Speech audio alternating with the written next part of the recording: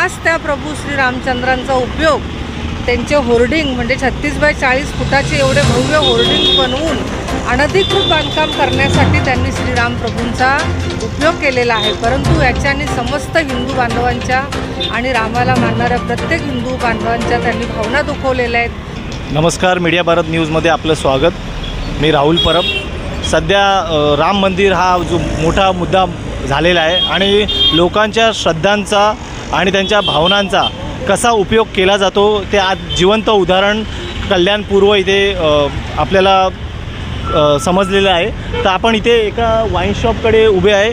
तो bar and restaurant असा हे आहे। त्याचं अनधिकृत काम सुरू होतं आणि त्या सुरू असलेल्या कामाच्या पुढील बाजूला राम मंदिराचा जो 22 तारखेला होणार आहे उद्घाटन, त्याचं होर्डिंग लावलं होतं आणि त्याच्या मागे अनधिकृत काम सुरू होतं।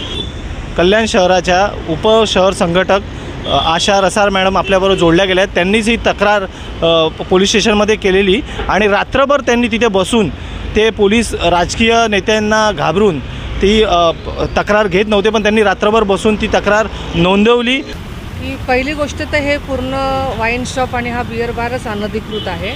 त्याचं करस्पॉन्डिंग चालूच होतं महापालिकेमध्ये, परंतु महापालिका आता सत्तेच्या पुढे लोटांगण घालते। म्हणजे सगळ्या शासकीय यंत्रणा म्हणजे बजबजपुरी झालेल्या आहेत, भ्रष्टाचाराने लिप्त आहेत। त्यामुळे ह्याच्यावर कारवाई तर झालीच नाही आहे। त्याचा आम्ही पाठपुरावा करत असतानाच ह्या अनधिकृत बांधकामाच्या संदर्भात ते लपवलं जावं, तर ह्या भाजपचा आणि हा मुख्य म्हणजे हा जो वाईन शॉप आहे हा भाजपचा पदाधिकारी राजन दुबे हा कल्याण जिल्हा युवा मोर्चा भाजपचा उपाध्यक्ष आहे।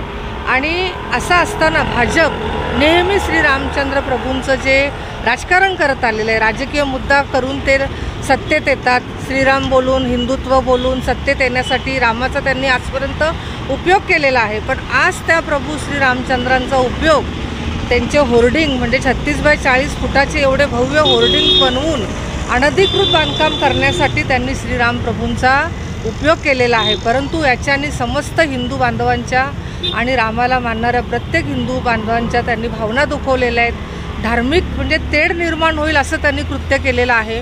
आणि हे माझे मिस्टर इथून जात असताना तेही स्वतः ग्राहक कक्षाचे शिवसेना उद्धव बाळासाहेब ठाकरे या पक्षाचे तेही पदाधिकारी आहेत, कल्याणपूर्व शहर संघटक आहेत। त्यांचं ते लक्ष गेलं की हे बॅनर लावलेलं आहे। काल मी 2 दिवस बघतो या रस्त्याने जाताना प्रभू श्रीरामाचा या वाईन शॉपवर फोटो लावलेला होता आणि प्रभू श्रीरामचंद्राचा फोटो लावून धार्मिक भावना तर दुखवल्या, पण त्याचबरोबर आमचे दैवत सरसेनापती हिंदू हृदय सम्राट बाळासाहेब ठाकरे आणि आमचे गुरुवर्य आनंद दिघे साहेबांचाही फोटो लावला होता। त्यामुळे आम्ही त्यांना जाऊन विनंती केली की तिथे वाईन शॉपचा मॅनेजर होता, त्याला विनंती केली बाबा हे असं आहे तर तुम्ही काढून टाका। त्यांनी दुर्लक्ष केलं। त्यांनी फोन केला, बोलता आमच्या शेटशी बोलून घ्या। तर आम्ही काय बोललो नाही। आम्ही तात्काळ पोलिसांशी संपर्क साधून आणि पोलीस अधिकारी इथं आले, तर बॅनर काढला, उतरवला, पण पोलिस टंगळमंगळ करत होते त्यावर FIR करण्यात, तक्रार नोंदवून घेण्यात। आमच्या सहकाऱ्यांनी इथे हे बॅनर गेले 2 दिवस पाहिले होते।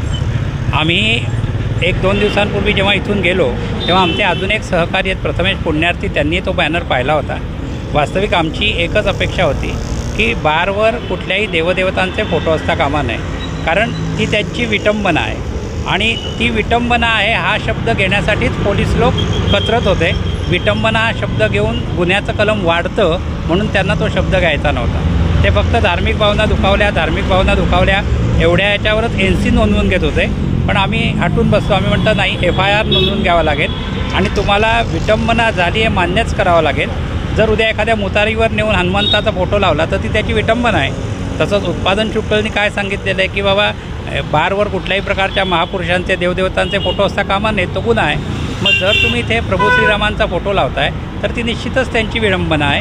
त्याचबरोबर आमचे हिंदू हृदय सम्राट बाळासाहेब ठाकरे, आमचे धर्मवीर आनंद दिघेजी साहेब यांचे फोटोही होते। या सगळ्यांची विटंबना आणि आमच्या ज्या हिंदू भावभावना दुखावल्या गेल्या यासाठी 295 या कलमाअंतर्गत त्यांच्यावर गुन्हा दाखल करा, यासाठी आम्ही तिथे बसून राहिलो। 10 वाजल्यापासून त्यांनी आमच्याकडनं गुन्हा दाखल करण्याच्या माध्यमातून जवळजवळ 2 वाजेपर्यंत 4 तास आम्हाला तिथे बसवून ठेवलं, पण अखेर त्यांनी गुन्हा नोंदवला।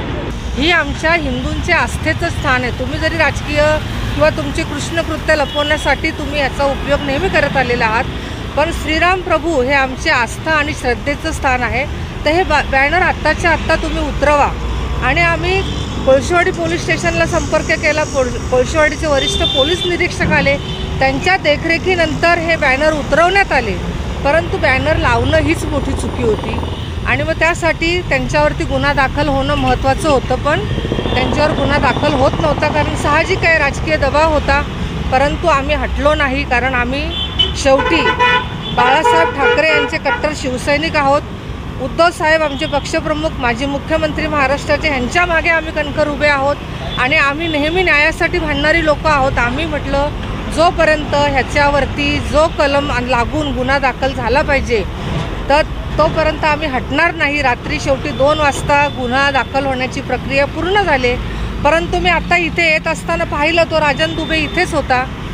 295 कलम लागून अजूनही त्याला अटक झालेली नाही आहे. तर आमची मागणी आहे तुमच्यामार्फत, आम्ही समाज माध्यमांच्या मार्फत एक जाहीर आवाहन करतोय पोलिसांना की त्याला त्वरित अटक व्हावी, ही आमची प्रमुख मागणी आहे. कारण पोलीस आम्हाला म्हणत होते कोणत्या कलमाखाली अंतर्गत हा गुन्हा दाखल करायचा आहे ते आम्ही नंतर विचारू. तर आमच्या जयेशवाणी पण आम्हाला कायदेशीर मार्गदर्शन केलं. तसंच आमचे वरिष्ठ ज्येष्ठ शिवसैनिक बाळ हरदास त्यांनीही आम्हाला मार्गदर्शन केलं आणि त्यांच्या मार्गदर्शनाखाली या आम्ही कालची सर्व प्रोसेस पार पाडली. आता आम्हाला एकच अपेक्षा आहे की लवकरात लवकर या माणसाला, या बार मालकाला अटक व्हावी. कारण हा भारतीय जनता पार्टीच्या युवा मोर्चाचा उपाध्यक्ष आहे. भारतीय जनता पार्टीच्या युवा मोर्चाचा उपाध्यक्ष असताना त्यानं हे काम करणं म्हणजे हे लज्जास्पद काम आहे.